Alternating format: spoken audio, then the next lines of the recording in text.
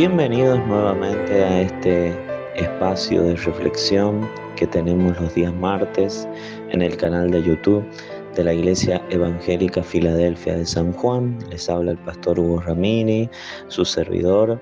Y en esta oportunidad, el título de la reflexión del día de la fecha es el siguiente: Gracias totales. Y vamos a leer en la palabra de Dios en Primera de Tesalonicenses, capítulo 5, versículos 17 y 18, en la versión Reina Valera 1960, que nos dice lo siguiente: Orad sin cesar, dad gracias en todo, porque esta es la voluntad de Dios para con vosotros en Cristo Jesús. Como seres humanos estamos programados exclusivamente para pedir.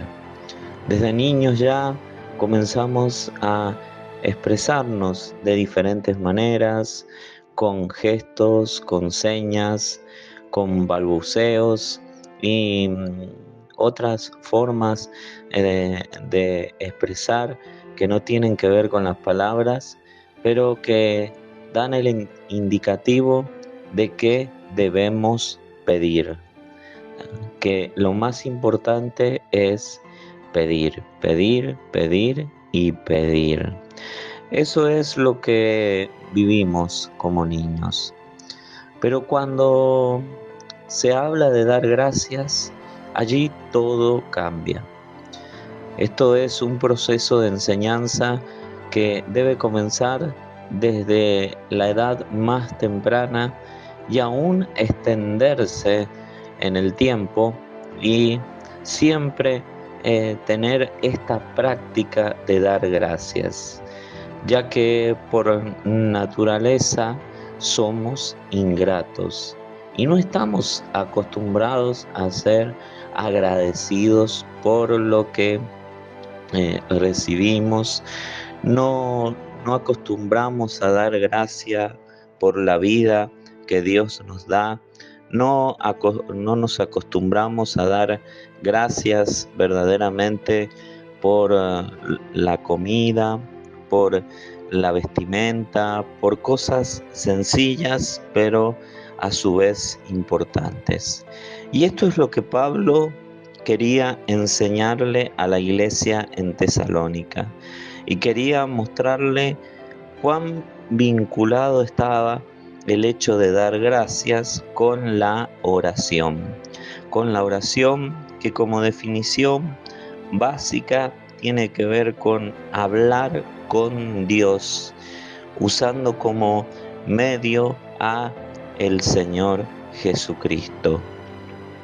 Filipenses capítulo 4, versículos 6 al 7, nos dice algo aún más profundo. En la versión Reina Valera 1960 dice: Por nada estéis afanosos, sino sean conocidas vuestras peticiones delante de Dios en toda oración y ruego, con acción de gracias.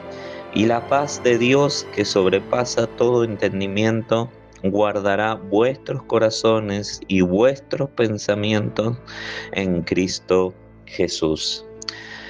El hecho de dar gracias no implica solamente un gesto de educación que debemos tener, sino que implica algo más profundo, implica una acción. Y acá vemos en la palabra de Dios también, refiriéndose a la oración, que nuestras oraciones no solo deben tener ruego, no solo deben tener peticiones, sino que también debe tener acción de gracias. Debe haber una acción, o debe haber acciones de gracias que acompañen a nuestra oración. Y cuando hablamos de acción, estamos hablando de hechos visibles, de hechos que deben observarse, deben verse. Por lo tanto, si hablamos de acción de gracias, podemos ver 4 características de lo que implica una acción de gracias. En Primera de Samuel, capítulo 7, versículo 1 al 4, vemos la primera característica. Entonces los hombres de Kiriat Jearim fueron por el arca del Señor, la llevaron a la casa de Abinadab, que estaba en las laderas, y comisionaron a su hijo Eleazar para que se encargara de ella. El arca permaneció en Kiriat Jearim mucho tiempo, 20 años en total. Durante ese tiempo todos los israelitas se lamentaron porque parecía que el Señor los había abandonado. Entonces Samuel le dijo a todo el pueblo de Israel: si de todo corazón desean volver al Señor, desháganse de sus dioses ajenos y de las imágenes de Astoret. Dediquen su corazón al Señor y obedézcanlo solamente a Él. Entonces los rescatará de los filisteos. Así que los israelitas se deshicieron de todas sus imágenes de Baal y de Astoret y adoraron únicamente al Señor. Los israelitas en esta oportunidad, por desobediencia, habían perdido el arca de Dios, el arca que representa la misma presencia de Dios y que se encontraba en el tabernáculo, en el lugar santísimo. Habían muerto los 2 sacerdotes, hijos del sumo sacerdote Elí. También había muerto Elí. Y como si esto fuera poco, el arca les fue sustraída, les fue robada. Se habían llevado el arca del pacto. Sin embargo, estos filisteos devolvieron el arca del pacto, porque fue muy costoso el precio que tuvieron que pagar, ya que empezaron a sufrir enfermedades, empezaron a sufrir tumores en sus cuerpos. Entonces tuvieron que devolver el arca. Y acá es cuando Israel comienza nuevamente un nuevo comienzo. Fue el que tuvo Israel con el Señor. Pero ese nuevo comienzo debía ser totalmente diferente. Ellos, por boca de Samuel, pudieron aprender, entender que debían deshacerse de todo tipo de idolatría, de todos los dioses ajenos a los cuales ellos estaban adorando, y dedicar su corazón solamente al Señor y obedecerlo a Él. Y 2 de las imágenes que ellos debían derribar eran las imágenes de Baal y de Astoret, esos 2 ídolos que reinaban en su corazón. Entonces, aquí, en primer lugar, podemos ver que acción de gracias es obedecer únicamente al Señor. Ahora, esto de obedecer al Señor no implica desobediencia ante los hombres. Está hablando de que cuando una norma de Dios entra en conflicto con la norma humana, siempre debe obedecerse a Dios ante todas las cosas. Acá vemos que Dios busca que le obedezcamos a Él, que le obedezcamos solamente a Él, que le adoremos solamente a Él. Cuando hablamos de acción de gracias, hablamos de obediencia. Cuando hablamos de acción de gracias, hablamos de adoración. Y acá vemos que por más que los israelitas recuperaron el arca, en realidad había en ellos tristeza, porque toda adoración que le podamos dar a Dios, todo culto en realidad que le podamos rendir al Señor, necesita estar acompañado de obediencia, de una disposición permanente para obedecer, porque Dios busca ser el único adorado en nuestras vidas. Dios busca ser el único al cual le obedezcamos. Dios busca ser el primero en nuestras vidas.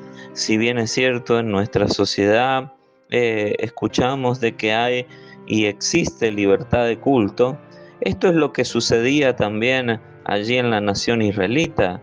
Había una libertad de culto, pero sin embargo, esa libertad de culto ellos la habían tomado como una oportunidad, una excusa para adorar a otros dioses. Entonces allí vemos que en realidad la libertad de culto puede llegar a ser buena hasta cierto punto, pero que en realidad la voluntad de Dios es que todos los hombres sean salvos y vengan al conocimiento de la verdad. La voluntad de Dios es que un día toda libertad de culto se termine, pero ¿cómo lo quiere hacer Dios? ¿Por qué Dios quiere que toda libertad de culto se termine? Porque un día, dice la Escritura, que toda rodilla se doblará ante el Señor y toda lengua confesará que Jesús es el Señor, para gloria del Dios Padre. Jesús busca ser el único adorado, el único reconocido como Dios. Y acción de gracias es obedecerle solamente a Él. Eso es lo que vemos como primera característica. Como segunda característica de lo que es acción de gracias, lo encontramos en Lucas capítulo 17, versículo 11 al 19, en la versión Reina Valera 95, dice: 10 leprosos son limpiados. Yendo Jesús a Jerusalén, pasaba entre Samaria y Galilea. Al entrar en una aldea, le salieron al encuentro 10 hombres leprosos, los cuales se pararon de lejos y alzaron la voz diciendo: Jesús, Maestro, ten misericordia de nosotros. Cuando él los vio, les dijo: Id, mostraos a los sacerdotes. Y aconteció que, mientras iban, quedaron limpios. Entonces uno de ellos, viendo que había sido sanado, volvió glorificando a Dios a gran voz, y se postró rostro en tierra a sus pies dándole gracias. Este era samaritano. Jesús le preguntó: ¿No son 10 los que han quedado limpios? ¿Y los 9, dónde están? ¿No hubo quien volviera y diera gloria a Dios, sino este extranjero? Y le dijo: levántate, vete, tu fe te ha salvado. Dice la palabra de Dios que estos 10 leprosos observaron y se pararon ante Jesús, pero a cierta distancia. Se ubicaron lejos del Señor Jesucristo, ya que las leyes judías le impedían a los sacerdotes acercarse a los demás integrantes de la sociedad que estaban sanos. En realidad, lo que quiere decir acá que no es a los sacerdotes, que les impedían acercarse a las personas sanas, sino eran los leprosos los que no podían acercarse a personas sanas. Ellos debían ser observados por los sacerdotes, ellos debían ser analizados por ellos, y los sacerdotes eran los que daban el diagnóstico si estaban leprosos, si debían cumplir un aislamiento de 7 días o si debía ser un aislamiento de 14, ya que la lepra era considerada una enfermedad espiritual hasta ese entonces, ya que venía por causa del pecado. Sin embargo, aunque estuvieron parados lejos de Jesús, Lo que realmente sucedió es que Jesús los envió que se mostraran ante los sacerdotes. Y en ese andar, en ese caminar, hasta que llegaron a los sacerdotes, llegaron totalmente sanos. Sin embargo, solamente uno de ellos se devolvió para darle las gracias a Jesús. ¿Por qué? Porque acción de gracias es acercarse al Señor. Cuando nosotros recibimos algo de Dios, un milagro de Dios, el fin que tiene ese milagro, que puede ser sanidad, que puede ser una bendición para nuestra familia o hasta una bendición económica, Dios nos bendice de diferentes maneras, tiene como fin que nos acerquemos más a Dios, que nos unamos a Dios. Sin embargo, no era esto lo que había causado en estos 9 leprosos. Solamente uno volvió y adoró, se postró en tierra y le dio gracias al Señor. Por lo tanto, acción de gracias es acercarse al Señor. Debemos orar al Señor, pero con la idea de estar más cerca de Dios.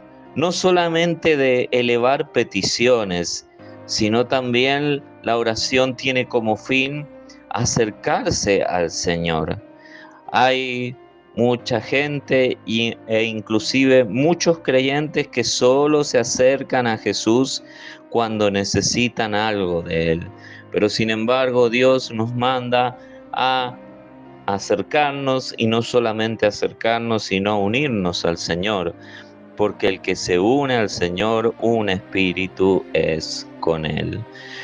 Una tercera característica de lo que es la acción de gracias es lo que dice Daniel en el capítulo 4, versículo 33 al 37. En la versión Reina Valera 1995 dice: en la misma hora se cumplió la palabra sobre Nabucodonosor. Fue echado de entre los hombres, como hierba, como los bueyes, y su cuerpo se empapaba del rocío del cielo, hasta que su pelo creció como plumas de águila y sus uñas como las aves, como la de las aves. Al fin del tiempo, yo, Nabucodonosor, alcé mis ojos al cielo, y mi razón me fue devuelta. Bendije al Altísimo y alabé, glorifiqué al que vive para siempre. Su dominio es sempieterno, su reino por todas las edades. Considerados como nada son los habitantes todos de la tierra. Él hace según su voluntad. En el ejército del cielo y en los habitantes de la tierra, no hay quien detenga su mano y le diga: ¿qué haces? En el mismo tiempo mi razón me fue devuelta, la majestad de mi reino, mi dignidad y mi grandeza volvieron a mí, y mis gobernadores y mis consejeros me buscaron. Fui restablecido en mi reino, mi mayor grandeza me fue añadida. Ahora yo, Nabucodonosor, alabo, engrandezco y glorifico al Rey del cielo, porque todas sus obras son verdaderas y sus caminos justos, y Él puede humillar a los que andan con soberbia. La frase clave la encontramos en este último párrafo. Sin embargo, hemos leído todo el contexto para entender lo que le sucedió al rey Nabucodonosor, al rey de Babilonia. Él cayó en un estado de demencia, fue echado de su palacio, echado de sus funciones, y su aspecto cambió. Comenzó a vivir como una persona indigente, como una persona que estaba totalmente afectada mentalmente. Y lo que afectó su mente y trajo como consecuencia el estado en el cual él cayó, fue su misma soberbia, porque él, paseándose por el palacio, él observó a Babilonia y dijo: ¿no es esta la gran Babilonia la que yo edifiqué? Entonces en su corazón brotó allí soberbia. Y cuando vemos que brota soberbia en nuestras vidas, nos damos cuenta allí de que hay cosas que no están bien en nosotros. Y Él recupera la razón, Él recupera lo que tiene que ver con su dignidad, recupera su buen aspecto cuando Él reconoce que hay un Dios que lo había puesto en esa función y que ese Dios, el único y verdadero Dios, había humillado su vida porque Él andaba con soberbia. Había soberbia en su corazón. Por lo tanto, acción de gracias es abandonar la soberbia. No podemos orar al Señor con soberbia en nuestro corazón. Debemos entrar a la presencia de Dios, debemos orar a Dios dispuestos a abandonar todo tipo de soberbia. Y si vamos a entrar a la presencia de Dios por medio de la oración y consideramos que no hay soberbia en nuestro corazón, debemos pedirle a Dios que examine nuestro corazón como lo hizo David y que vea si en nuestro corazón hay maldad. Y también el hecho de abandonar la soberbia es muy importante también. Es muy importante porque la Biblia dice que el Señor resiste a los soberbios y da gracia al humilde. Él mira con otros ojos al soberbio. Él no quiere que en nuestros corazones habite la soberbia.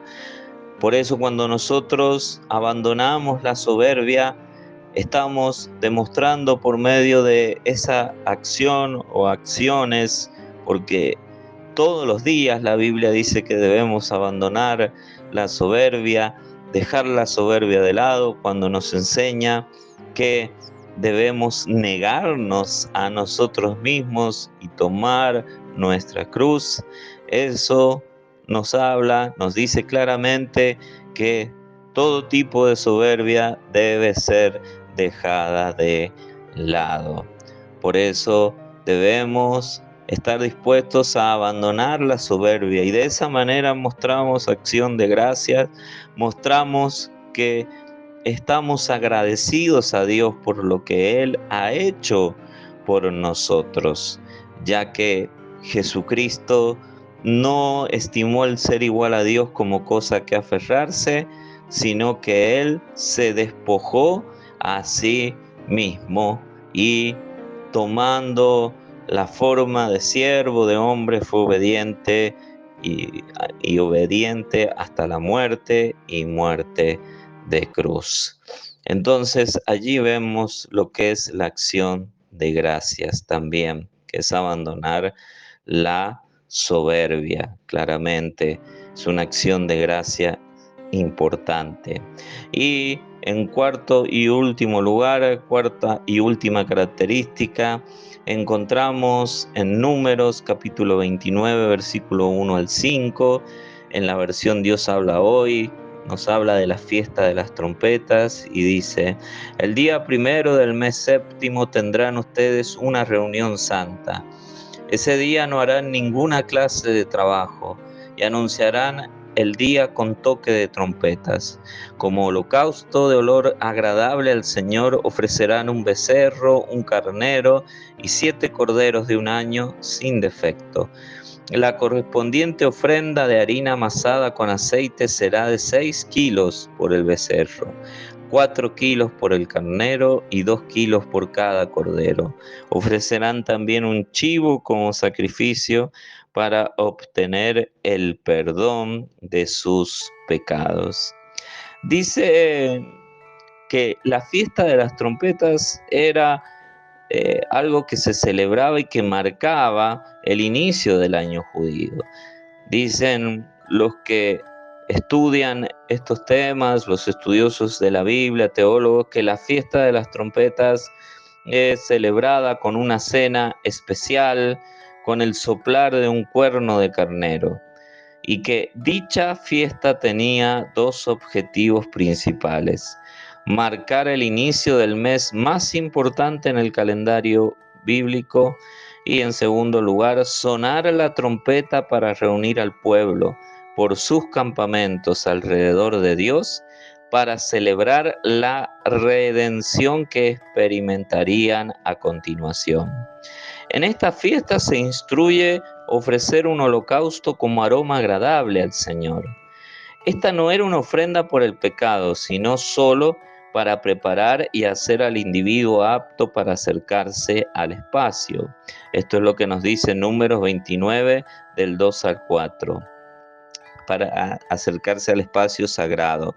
Pero posteriormente el Señor instruye que debían ofrecer un macho cabrío como ofrenda por el pecado, para hacer expiación por el pueblo, que es lo que nos dice Números 29:5, y que es de lo cual nos hablaba allí la traducción que leíamos cuando nos decía en ese versículo 5 que debían ofrecer un chivo como sacrificio.